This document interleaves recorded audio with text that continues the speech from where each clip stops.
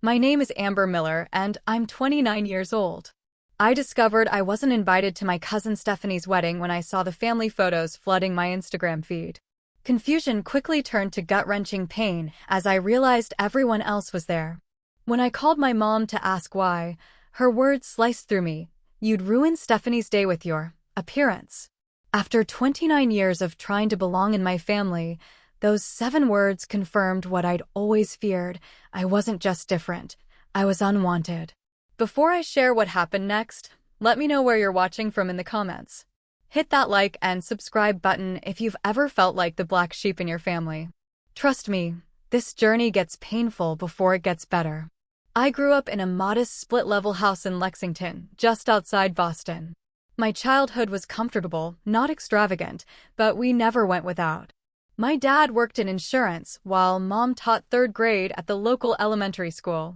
We were the definition of middle-class American suburbia, complete with the white picket fence and golden retriever named Max. Stephanie lived just 3 streets over. Our mothers, Jessica, mine, and Diana, hers, were sisters born less than 2 years apart, and they had a relationship that I'd describe as complicated. They loved each other fiercely but competed just as intensely. Diana married a successful lawyer and lived in the good part of our already nice neighborhood. Their house had a pool and a 3-car garage. My mother never directly expressed jealousy, but it lingered beneath the surface of family gatherings like a barely concealed secret. Despite our mother's tension, Stephanie and I were inseparable as children. We were born only 4 months apart, with me being the older cousin. We shared the same kindergarten class, took swim lessons together every summer, and had sleepovers nearly every weekend. We built elaborate blanket forts in her basement and whispered secrets until dawn. I can still remember the earthy smell of her backyard treehouse, where we'd hide for hours, crafting intricate fantasy worlds and swearing we'd be best friends forever. Our differences weren't apparent at first. We were just 2 little girls who loved each other's company. But as we grew, our personalities began to diverge. Stephanie was naturally organized, careful, and eager to please. She kept her toys neatly arranged by color and size, turned in homework days before it was due, and never talked back to adults. I was the opposite, creative, impulsive, and constantly questioning authority. My bedroom looked like an art supply store had exploded, and I'd often complete assignments in the final minutes before class. Amber has so much potential if she'd just apply herself, teachers would tell my parents at conferences. Meanwhile, Stephanie brought home perfect report cards that Diana proudly displayed on their refrigerator. I clearly remember Stephanie's 10th birthday party. It was princess-themed, with everything in coordinating pink and silver. All the girls wore matching tiaras and had professional-looking updos. I'd been so excited about my gift for her, a friendship bracelet I'd spent weeks making, with intricate patterns in her favorite colors.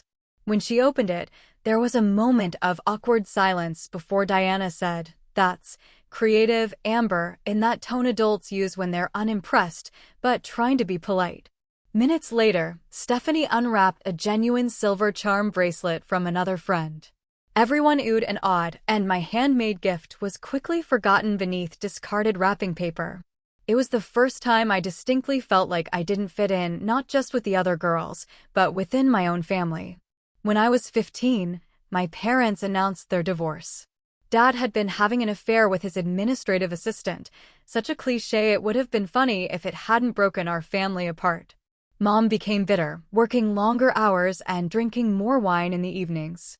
Our comfortable middle-class lifestyle tightened into something more restrictive as child support payments came late or sometimes not at all. Meanwhile, Diana and Uncle Robert remained perfectly married, taking European vacations and sending Stephanie to expensive summer programs. The contrast between our families became impossible to ignore, especially when Diana started treating me differently. The affectionate, "How's my favorite niece?" became perfunctory hellos. Invitations to their house dwindled. At family gatherings, Diana would say things like, "Jessica, have you considered getting Amber some help with her organization issues?" Or, "I know a wonderful stylist who could do something with Amber's hair." Always with that same smile that never quite reached her eyes. Stephanie didn't change overnight, but she gradually adopted her mother's subtle distancing. She'd still talk to me at family events, but began declining when I suggested hanging out. She was too busy with field hockey or needed to study for AP exams. I tried not to take it personally, but the treehouse promise of forever best friends faded like sun-bleached construction paper. By high school graduation, the comparison between us had become explicit. Stephanie was valedictorian, homecoming queen, and headed to Princeton with a partial scholarship. I graduated with decent grades, a portfolio of artwork that won regional recognition but puzzled my family, and acceptance to the Rhode Island School of Design that my mother called impractical. At the joint graduation party our mothers reluctantly co-hosted, I overheard Aunt Diana telling another relative, "Well, not everyone can be Stephanie. Amber's just finding her way." The words themselves weren't cruel, but the dismissive tone made it clear. Stephanie was the family success story. I was the question mark. When September came, Stephanie packed her carefully labeled storage bins and color-coordinated dorm supplies for Princeton. I loaded my mismatched suitcases and art supplies into my used Honda Civic and headed to RISD. My mother's parting words were, "It's not too late to transfer to a business program next year." Those first few months of college cemented our diverging paths. Stephanie's Instagram showed her in pearls at networking events, studying in wood-paneled libraries, and attending football games with new friends who all looked eerily similar to her, polished, put together, and conventionally attractive in that East Coast preppy way. She pledged a prestigious sorority and was quickly appointed to the social committee. My college experience was wildly different. I found myself surrounded by people with vibrant hair colors, unconventional clothing styles, and minds that worked like mine. For the first time, my creativity wasn't just tolerated but celebrated. My professors encouraged the very qualities my family had tried to suppress. I experimented with different art forms, dyed my hair teal, then pink, then a gradient of purple, and started collecting tattoos, each one marking a moment of personal significance. It was during my sophomore year that I had my first major depressive episode. The pressure of rigorous art critiques combined with family disapproval hit me hard. I'd call home, looking for support, but my mother's responses were consistently unhelpful. "Maybe if you had chosen a normal college, you wouldn't be so stressed," or "This is why we worried about art school." I started seeing a campus therapist who diagnosed me with anxiety and depression. When I shared this with my mother, hoping for some understanding, she said, "Everyone gets sad sometimes, Amber. You don't need to be so dramatic about it." Thanksgiving of my junior year was particularly difficult. I came home with a new undercut hairstyle and a small nose stud. My mother barely concealed her horror, while Aunt Diana didn't even try. "And what exactly is the employment plan with that look?" Uncle Robert asked during dinner, gesturing vaguely at my entire existence. "Actually, I've already had an internship offer from a graphic design studio in New York," I replied. Graphics on a computer," my mother said dismissively. "At least that's somewhat practical." "Did you hear Stephanie was selected for a summer program at Goldman Sachs?" Aunt Diana interrupted. Only 20 students nationwide were chosen. And just like that, the conversation shifted away from my accomplishment to 15 minutes of elaborate praise for Stephanie's corporate success. I pushed sweet potatoes around my plate while everyone marveled at my cousin's trajectory toward predictable prosperity. After graduation, I took a junior designer position at a small creative agency in Brooklyn. The pay was minimal, but the experience was valuable, and I loved being in New York City. I found a tiny apartment in Bushwick with 2 roommates, a musician and a writer, and gradually built a life that felt authentically mine. Meanwhile, Stephanie landed a consulting job with a 6-figure starting salary. She bought a condo in a doorman building, paid off her minimal student loans, thanks to Uncle Robert's college fund, and began dating Bradley, whose family apparently owned half of Connecticut. Christmas gathering that year was at Aunt Diana's house. I showed up with vibrant purple hair cascading past my shoulders. I thought it looked amazing. The purple shifted between deep violet and lavender, depending on the light. I'd paired it with a vintage black velvet dress that I'd actually put a lot of thought into, wanting to look festive while still feeling like myself. The moment I walked in, conversation stopped. My teenage cousin Emma, Uncle Robert's daughter from his first marriage, looked at me with undisguised admiration, but the adults exchanged glances that spoke volumes. "Oh, Amber," my mother said with a tight smile. "You always need to make a statement, don't you?" Throughout the evening, I noticed how family members hesitated before hugging me, as if my appearance might somehow rub off on them. Aunt Diana kept touching her perfectly highlighted blonde bob while looking at my hair, her expression a mixture of confusion and disdain. During that visit, I made the mistake of mentioning a women's march I'd attended. The resulting political argument ended with Uncle Robert stating, "This is why your generation can't afford houses. Too busy protesting and not enough time working." The fact that I couldn't afford a house primarily because creative jobs paid significantly less than corporate ones, and because I hadn't had parental financial support, went unaddressed. That spring, Stephanie got engaged to Bradley. Her Instagram announcement showed her perfectly manicured hand sporting a diamond that could probably pay my rent for a year. The caption read, "I said yes to forever with my best friend. #blessed #future Mishampton." Our communication had dwindled to birthday texts and obligatory holiday interactions. I sent her a genuinely enthusiastic congratulatory message, to which she replied with a perfunctory "thanks." So excited. No details about the proposal, no personal connection, nothing that suggested two people who had once been as close as sisters. At the next family gathering, Easter at my mother's house, I overheard a conversation that wasn't meant for my ears. I was coming back from the bathroom when I heard my name from the kitchen. "Worry about Amber," my mother was saying. "Almost 30 and still living with roommates, working at that design place that barely pays the bills." "Well, Jessica," Aunt Diana replied, her voice dripping with false sympathy, "not everyone finds their path early like Stephanie. Though the hair and those tattoos can't be helping her professionally. Or romantically. It's just embarrassing sometimes," my mother continued. "My friends ask about her and what am I supposed to say? My daughter, the family disappointment." I froze in the hallway, my heart pounding in my ears. Family disappointment. The words echoed in my mind as I quietly returned to the living room, forcing a smile for the remainder of the day while feeling like I was breaking apart inside. It was a random Tuesday evening in June when my life imploded. I was scrolling through Instagram after a long workday, takeout container balanced on my lap, when I saw it, my sister Emma's post, "Final dress fitting for the most magical day. Can't wait for Stephanie and Bradley's wedding next month. #cousin off the bride #wedding season."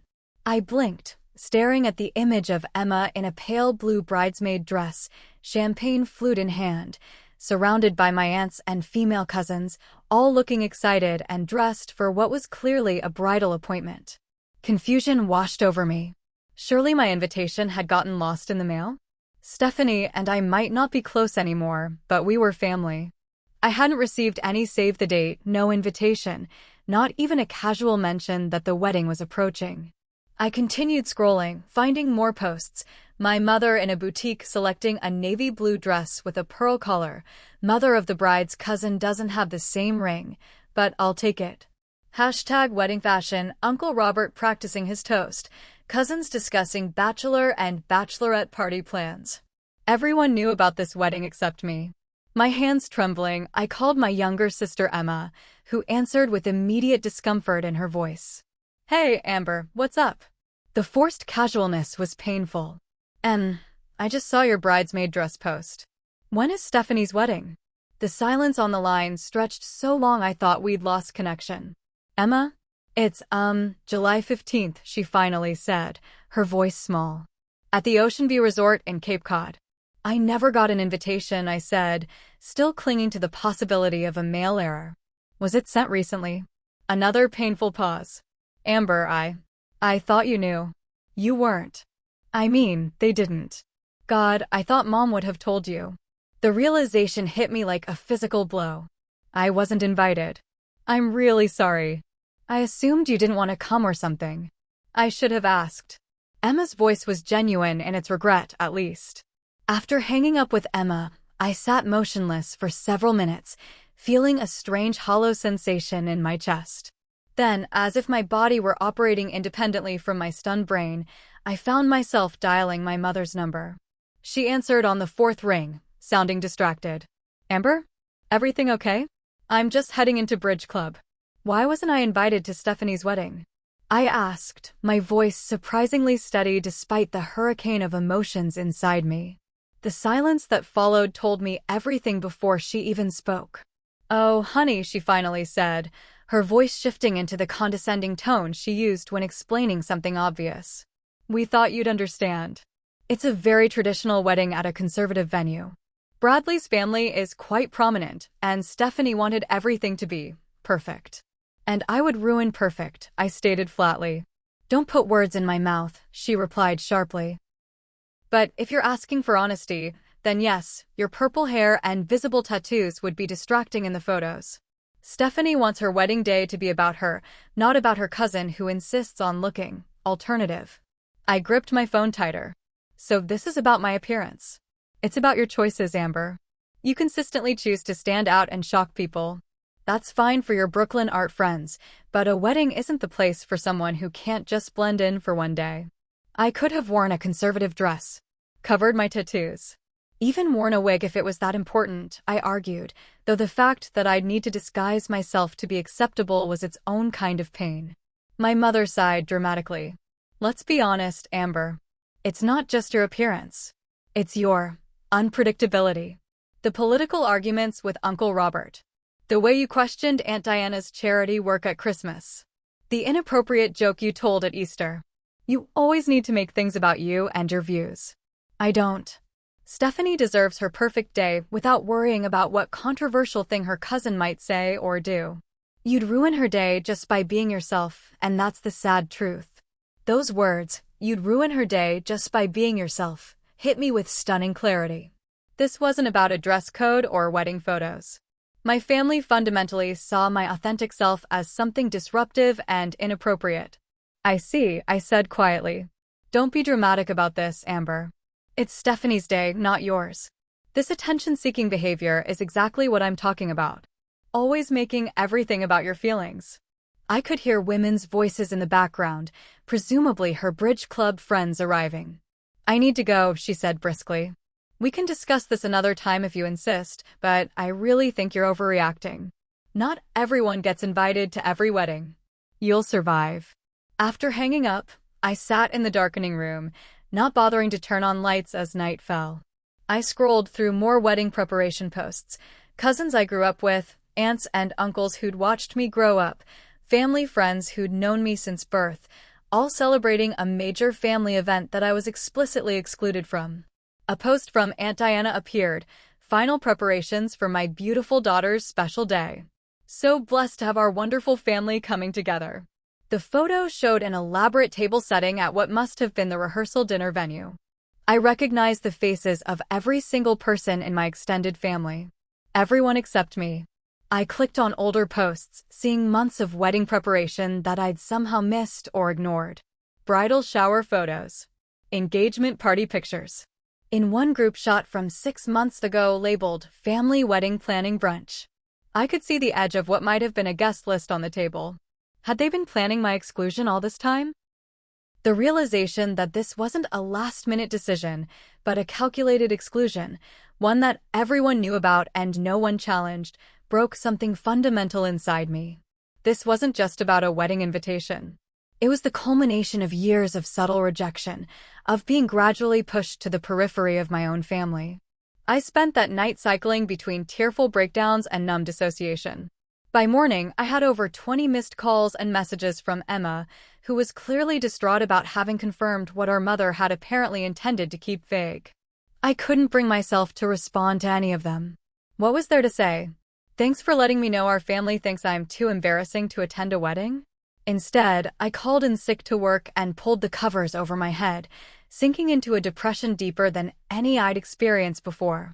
The week after discovering my wedding exclusion passed in a blur of unwashed hair, takeout containers, and ignored phone calls. I called in sick to work for 3 days before my boss, Michael, told me to take the rest of the week as personal time. He knew me well enough to hear the hollowness in my voice.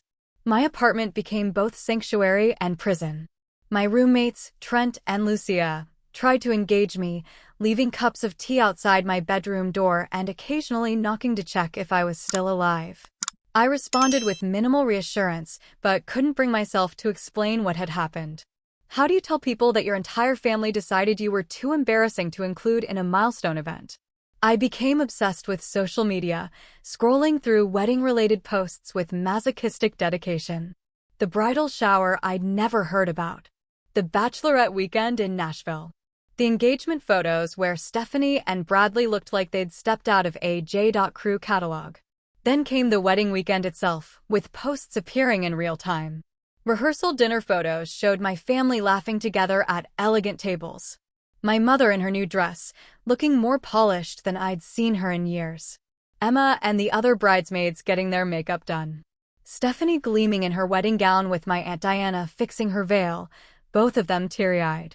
A perfect day for a perfect couple. #HappyEverHampton. Read the caption on one of Stephanie's friends' posts, showing the ceremony site overlooking the ocean. I recognized the venue as one we'd visited during a family vacation when we were teenagers. Stephanie and I had stumbled upon a wedding there and had stood watching, whispering to each other about how we'd be in each other's weddings someday. So much for childhood promises. By Sunday evening, my phone battery had died from constant scrolling, and I hadn't bothered to charge it. I lay in bed staring at the ceiling, wondering how I'd become so disconnected from my family that they could celebrate without me and apparently feel no remorse. A persistent knocking at my bedroom door finally broke through my haze. "Amber, I'm using my emergency override privilege," came Zoe's voice, my best friend since art school. "I'm coming in whether you're dressed or not."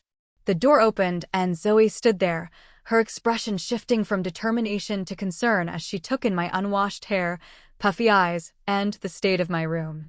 "Your roommates called me," she explained, picking her way through the discarded clothing on the floor.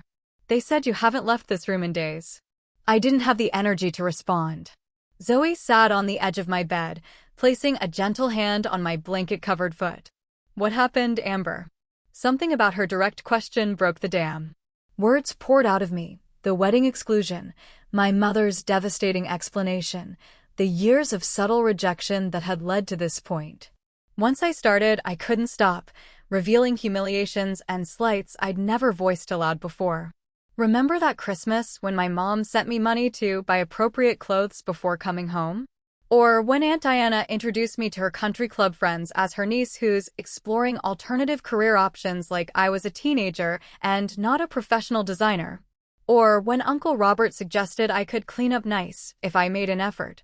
Zoe listened without interrupting, her expression growing increasingly troubled. "I always told myself they just didn't understand my choices," I continued, "but they never tried to understand. They were just waiting for me to become normal, and when I didn't, they started excluding me. And now they literally didn't want me at a family wedding because I'd ruin it by existing." "That's fucked up," Zoe said finally. Like, genuinely twisted. "Maybe they're right," I whispered, voicing the thought that had been circling my mind for days. "Maybe I am the problem. Maybe if I just tried harder to fit in." "Stop right there," Zoe interrupted firmly. "Your family is choosing to reject you for superficial bullshit. Purple hair doesn't make someone unworthy of being at a wedding. Having tattoos doesn't make you a bad person. Speaking your mind doesn't make you disruptive." But doubt had taken root during my isolation. What if I dyed my hair brown? Started dressing more conventionally? Stopped talking about politics or art or anything they find uncomfortable? And then what? Zoe challenged. Live your entire life as a watered-down version of yourself to please people who still might find something else to criticize? That's not living, Amber. Yet the idea had latched onto me with surprising force. Maybe if I changed my appearance, my family would accept me again. Maybe I could reclaim my place by becoming the person they wanted me to be. I got up the next morning and actually considered going to a salon to dye my purple hair to a natural color. I stood in front of my closet, eyeing my collection of vintage dresses and colorful jumpsuits with newfound criticism. Should I invest in some beige cardigans? Sensible slacks? The kind of bland, inoffensive clothing that would help me blend in at family gatherings? The thought made me feel physically ill, yet I couldn't shake it. I opened Instagram one last time, masochistically searching for more wedding content, and found what I'd been dreading, the official family portrait. Everyone arranged in coordinating outfits on the venue's grand staircase. Grandparents, aunts, uncles, cousins, second cousins, even family friends who weren't actually related to us. Every single person who was part of our family's world was there. Except me. I was the only blank space, the missing puzzle piece. Not because I was busy or lived too far away or had a conflict, but because I had been deliberately uninvited. Erased. In that moment, looking at the smiling faces of the people who were supposed to love me unconditionally, I hit rock bottom. I closed the app, lay back on my bed, and made a plan. I would transform myself into someone my family could accept. I would become the Amber they had always wanted, even if that meant burying the Amber I actually was. 3 days later, I forced myself to leave my apartment. I hadn't fully committed to my self-erasure plan yet, but I needed coffee that wasn't made in my grimy kitchen. The local cafe, Groundwork, was thankfully quiet at 10 a.m. on a Wednesday. I ordered the largest coffee they offered and slumped into a corner table, still feeling disconnected from the world around me. Amber? Is that you? I looked up to see Rachel Chin, my favorite professor from art school. She was carrying an oversized portfolio case and a coffee, her silver-streaked black hair pulled into its characteristic messy bun. Professor Chin, I said, attempting a smile that probably looked more like a grimace. Rachel, please. You graduated years ago, she corrected, studying me with the intense observation that had always made her critiques so valuable. You look terrible. Mind if I join you? That blunt honesty, so different from my family's passive-aggressive comments, was oddly comforting. I gestured to the empty chair across from me. Rachel set down her things and took a seat, still examining me with concern. I haven't seen you looking this defeated since that disastrous midterm review in your junior year. The memory of that review, where my project had been thoroughly torn apart before Rachel helped me rebuild it into something stronger, brought a genuine, if small, smile to my face. That bad, huh? Worse, she said frankly. What's going on? I hadn't planned to tell anyone else about the wedding situation, but something about Rachel's direct approach broke through my resistance. I gave her the condensed version, ending with, so apparently I'm too embarrassing to include in family events. 29 years old and officially the family pariah. Rachel was quiet for a moment, sipping her coffee thoughtfully. Did I ever tell you why I left Taiwan? The abrupt change of subject caught me off guard. No, I don't think so. I was 22, just finished my first art degree. My parents had tolerated it because they thought it was a phase, that I'd eventually join the family business, manufacturing, very practical. When I told them I was applying to graduate programs in America to continue studying art, my father told me I was dead to them. My eyes widened. What? Rachel nodded. Traditional Chinese family, very concerned with reputation and practicality. A daughter who wanted to make strange modern art instead of respectable money? Intolerable. She took another sip of coffee. They didn't speak to me for 8 years. Missed my entire graduate education, my first gallery show, my wedding. That's awful, I said, genuinely shocked. Rachel had always seemed so confident, so self-possessed. I couldn't imagine her being rejected by her family. It was, she agreed. For a long time, I thought there must be something fundamentally wrong with me. Why couldn't I just want what would make them happy? Why was I so selfish? The questions echoed my own recent thoughts so precisely that I felt exposed. What changed? I stopped trying to reconcile who I was with who they wanted me to be. I built a life around people who valued me for my authentic self, not despite it. She smiled sadly.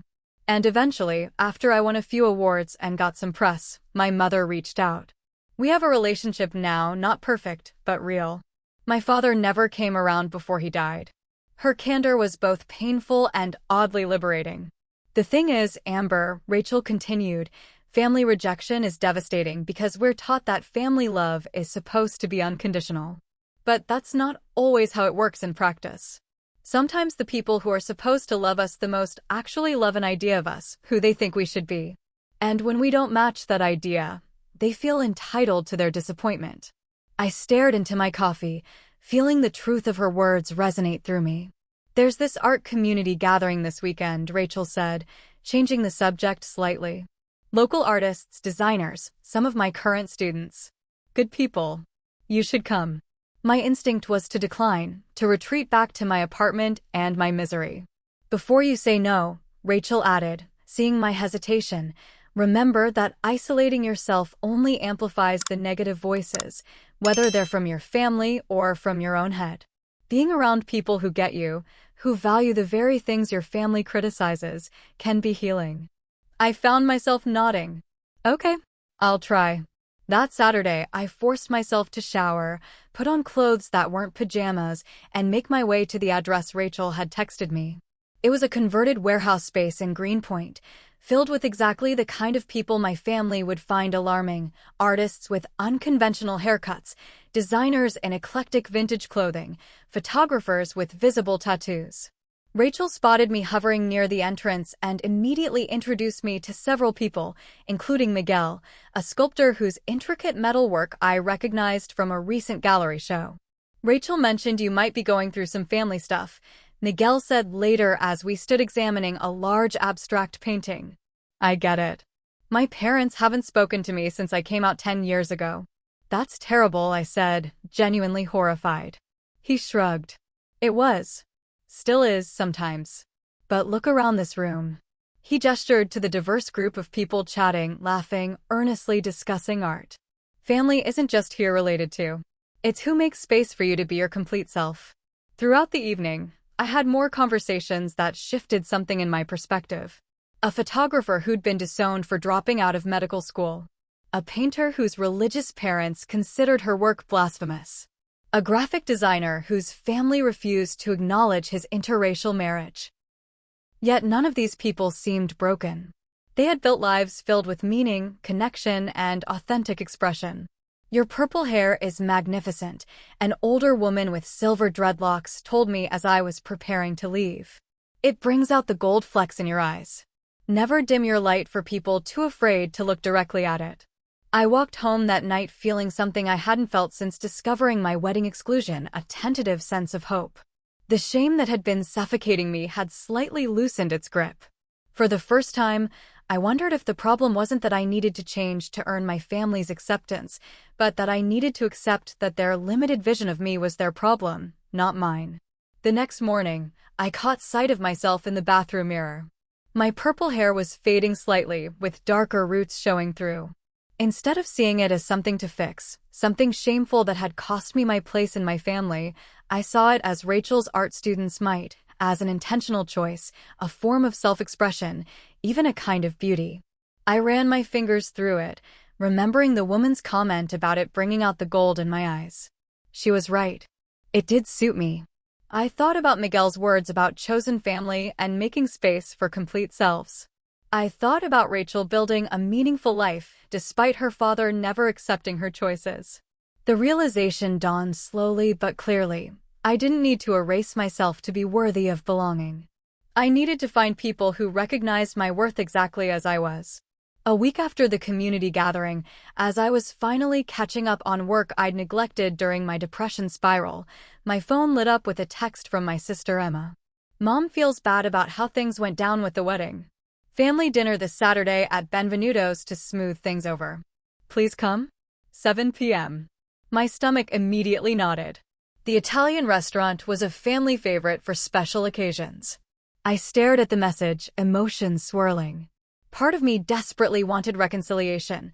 Another part feared walking into another situation where I'd feel judged and diminished. I called Emma for clarification. Who exactly is coming to this dinner? I asked after preliminary greetings. Mom, me, Aunt Diana, and Uncle Robert, Stephanie, and Bradley, Emma listed. They're back from their honeymoon. And this was whose idea? Emma hesitated. Mom and Aunt Diana's, I think. Look, everyone feels weird about how things happened. This is their way of extending an olive branch. I thought of Rachel and Miguel, of the supportive community I'd glimpsed. Then I thought of my mother's words. You'd ruin her day just by being yourself. I'll be there, I said finally. But I'm coming as myself, Emma. Purple hair, tattoos, and all. Of course, she said quickly. Too quickly. No one's asking you to be different.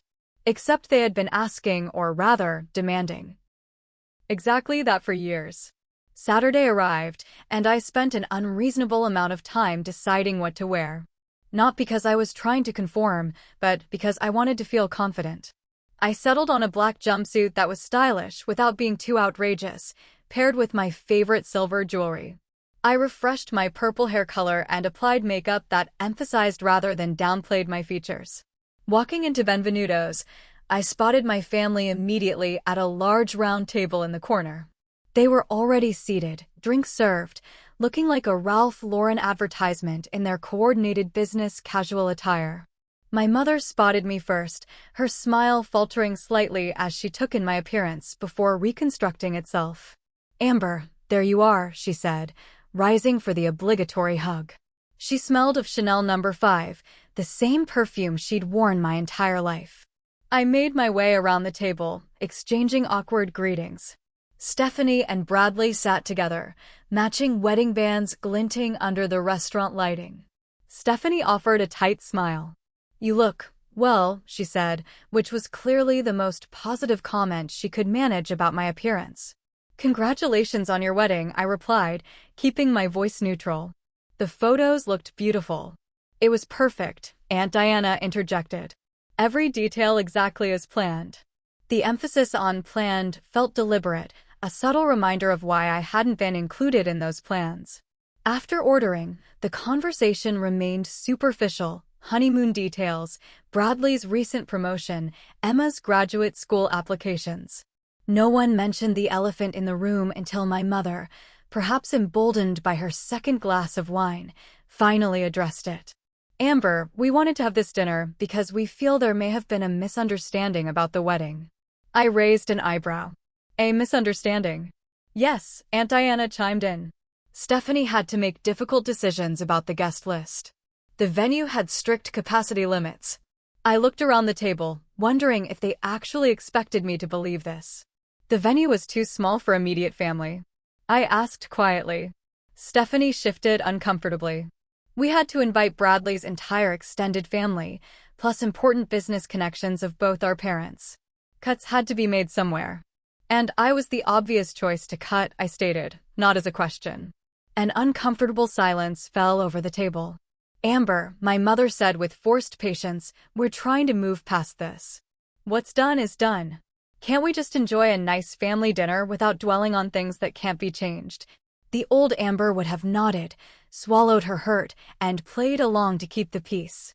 But sitting there, I suddenly saw with perfect clarity how this pattern had repeated throughout my life.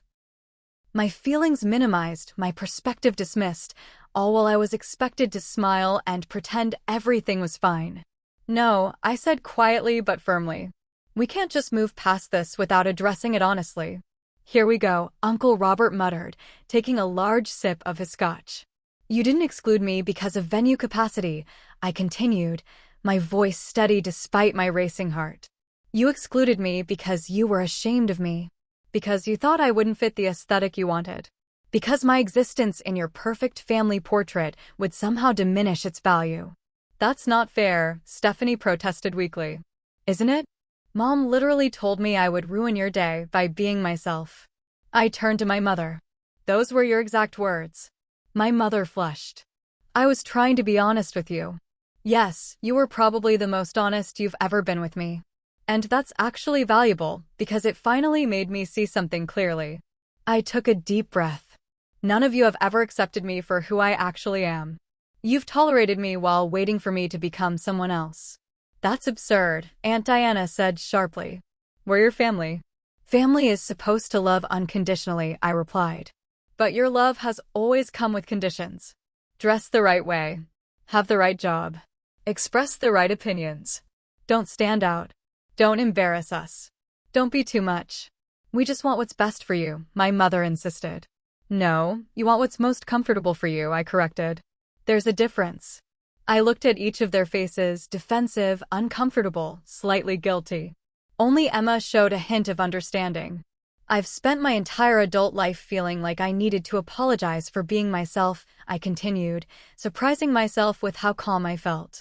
I've internalized this idea that there's something fundamentally wrong with me because I don't fit into the narrow box of what this family considers acceptable.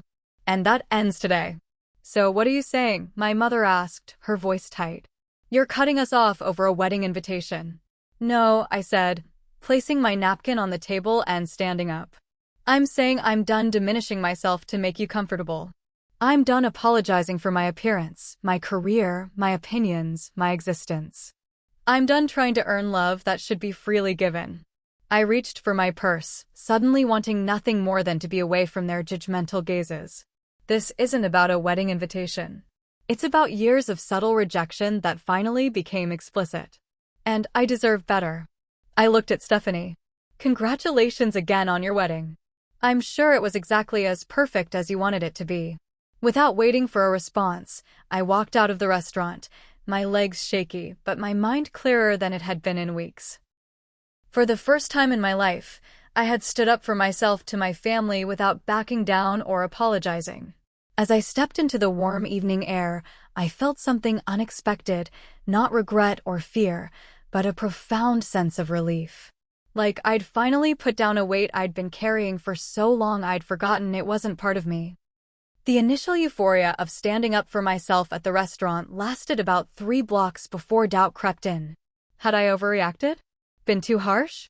Burned bridges that could never be rebuilt? By the time I reached my apartment, I was second-guessing every word I'd said. I spent the next day checking my phone obsessively, both dreading and hoping for messages from my family.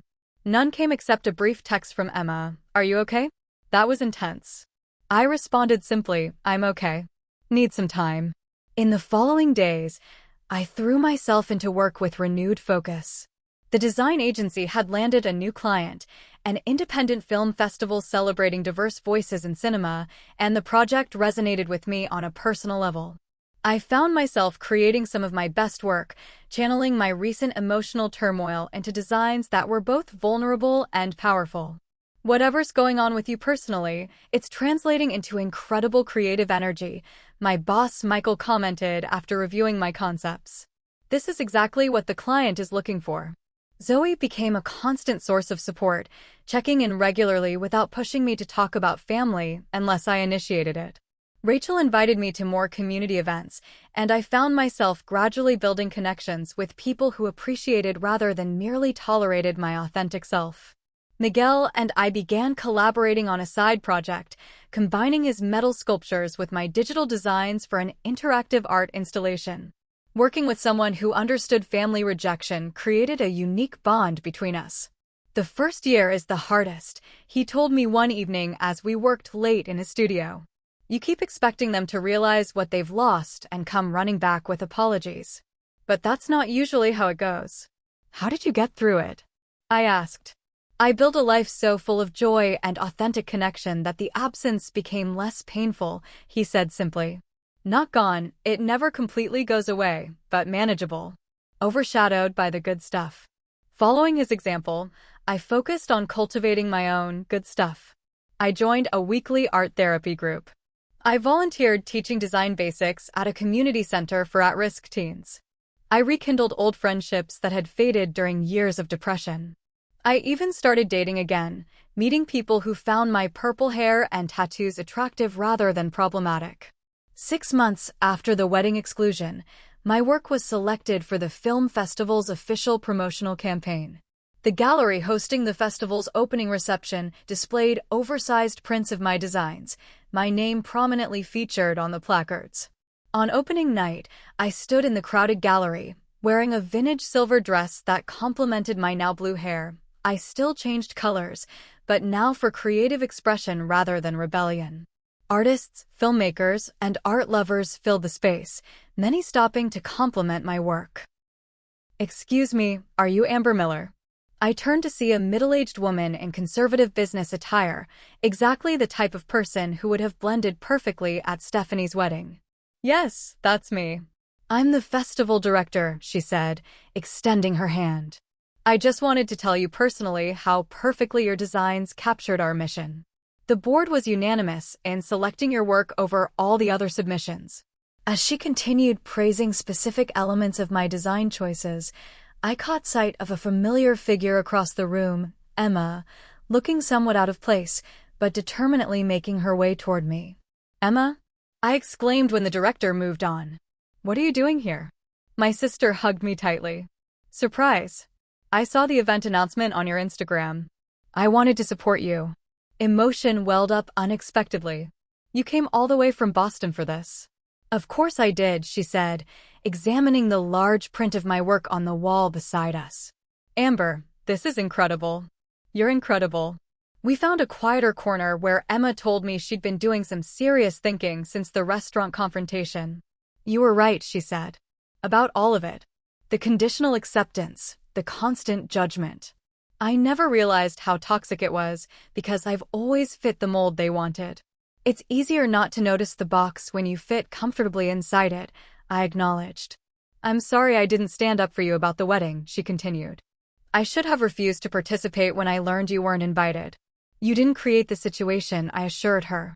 "No, but I went along with it. And I'm trying to be braver now." She hesitated. "Some things have changed since you've been gone. Mom asked about you at Christmas." I think she regrets how things happened, though she'd never admit it directly. I felt a complicated mix of emotions at this news. Has anyone else mentioned me? Uncle Robert and Aunt Diana still act like you're a taboo subject. Stephanie asked for your address last month, but wouldn't say why. I didn't give it to her without your permission. I appreciated Emma's respect for my boundaries. Thank you for coming tonight. It means a lot. What you said at the restaurant woke something up in me, Emma admitted. I've started questioning a lot of things I always took for granted. She lowered her voice dramatically, got highlights. I laughed at her mock scandal over such a minor hair change, then realized for Emma, even this small deviation from the family-approved appearance was significant. Very rebellious, I teased. Baby steps, she grinned. Emma's visit marked the beginning of cautious reconnections with select family members. She became a regular visitor to New York. My mother called on my birthday, our conversation awkward but civil. I maintained firm boundaries, neither seeking their approval nor accepting their judgment, but allowing the possibility of new, healthier relationships to develop. 3 months before my 30th birthday, I decided to host a celebration, not a traditional party, but a gathering that represented my journey and the community I'd built. I rented a rooftop space, invited my chosen family of friends, colleagues, and fellow artists, and created an evening that felt authentically me. The night of the celebration arrived, warm for early spring, the city skyline glittering around us. Miguel had created a metal sculpture for the occasion, Zoe baked a cake decorated with edible flowers, and Rachel brought her husband and teenage daughters who admired my blue hair with obvious envy.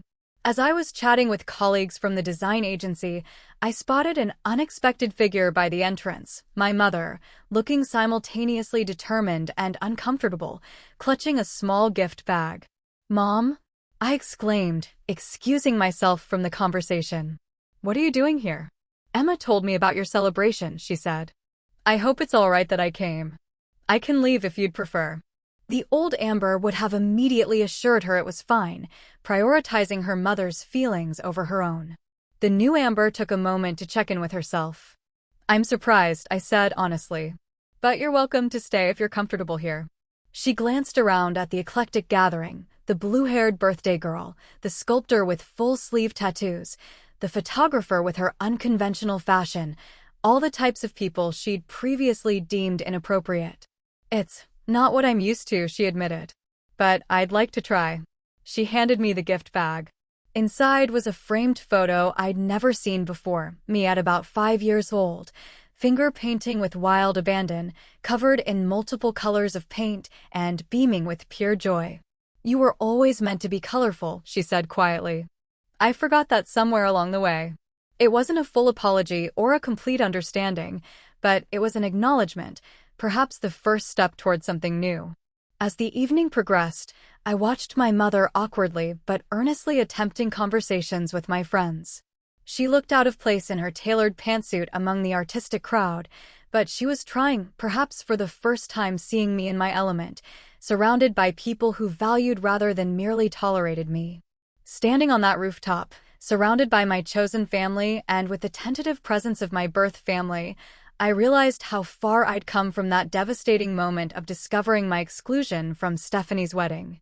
The pain had transformed me, forcing me to confront the conditional nature of my family's acceptance and to seek out people who embraced rather than merely endured my authentic self. The rejection that had once seemed like an ending had actually been a beginning. The first step toward building a life defined by genuine connection rather than desperate approval seeking. As I prepared to blow out the candles on my 30th birthday cake, I made a silent promise to myself. I would never again dim my light to make others more comfortable with its brightness. The most profound lesson I'd learned was that belonging comes not from changing yourself to be accepted, but from finding people who celebrate rather than merely tolerate your authentic self. Have you ever had to stand up for yourself against family expectations? What helped you find the courage to be authentic? Share your experiences in the comments below. If this story resonated with you, please hit that like button and subscribe for more content about setting boundaries and finding your tribe. Remember, sometimes the family we choose is just as important as the family we're born into. Thank you for watching, and may you always have the courage to shine your light brightly.